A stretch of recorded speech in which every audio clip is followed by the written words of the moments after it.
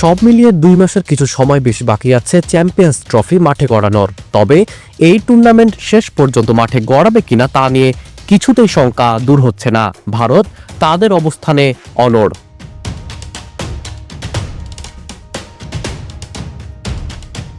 Champions ট্রফির আয়োজক পাকিস্তানে যাবে না তারা।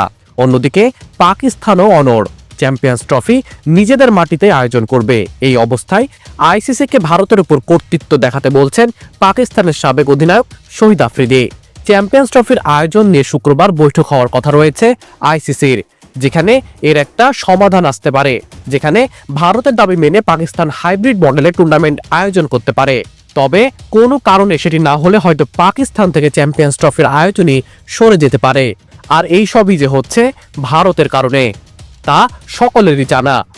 আফ্রিদিও তাই ভারতকেই দায়ী করেছেন।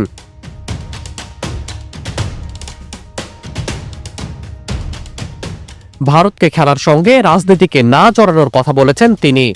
সামাজিক যোগাযোগ মাধ্যম এক্সে আফ্রিদি লিখেছেন, বিসিসিআই খেলার সঙ্গে রাজনীতি মিশিয়ে আন্তর্জাতিক ক্রিকেটকে অনিশ্চিত অবস্থায় ফেলেছে। হাইব্রিড মডেলের বিরুদ্ধে পিসিবির অবস্থান পূর্ণ সমর্থন করছি।